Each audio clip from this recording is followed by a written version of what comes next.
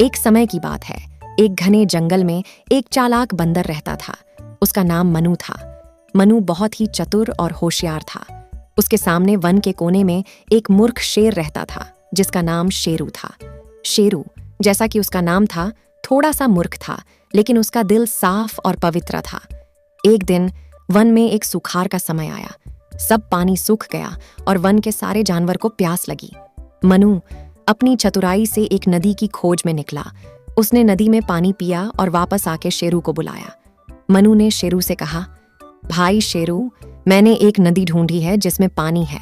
चलो वहां चलते हैं और प्यास बुझाते हैं। शेरू अपनी भूल भुलैया से बाहर आया और मनु के साथ नदी की ओर निकल पड़ा।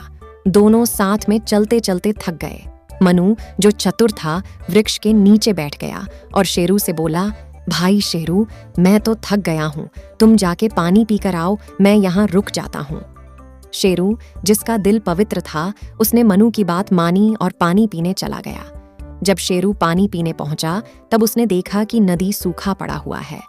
उसने समझा कि उसका भरोसा तोड़ा गया है। शेरू अफसोस से भरा मनु से बोला, मैंने तुम पर भरोसा किया था, लेकिन तुमने मेरा भरोसा तोड़ा।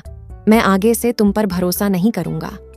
मनु ने मुस्कुराया और कहा, भाई शेरू, मुझे माफ कर दो, मैं सिर्फ तुमसे यूं ही मस्ती कर रहा था।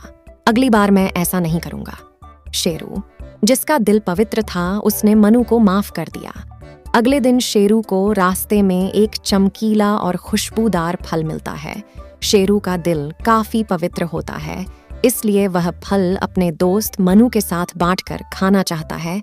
लेकिन वह जैसे ही मनु के पास फल ले जाता है, मनु शेरू से कहता है, यह फल जहरीला है, इसे मत खाना। और मनु खुद उसे फल को खा लेता है और मनु शेरू पर हंसने लगता है। मनु हंसते हुए बोलता है, शेरू मेरे दोस्त, तुम कितने मूर्ख हो, तुम आसानी से मेरी बात मान जाते हो। शेरू मनु पर काफी गुस्सा होता है और वहां से चला जाता है। एक दिन मनु एक जंगल की ओर जाने लगता है कि तभी उसे शेरू मना करता है, मनु मेरे दोस्त, उसे जंगल में मत जाओ, वहां एक बड़ा जहरीला सांप है।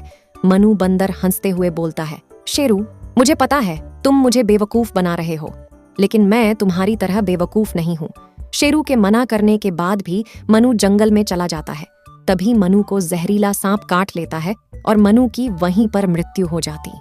इस कहानी से हमें यह सीख मिलती है, हर टाइम किसी से मजाक नहीं करना चाहिए या किसी का मजाक नहीं उड़ाना चाहिए।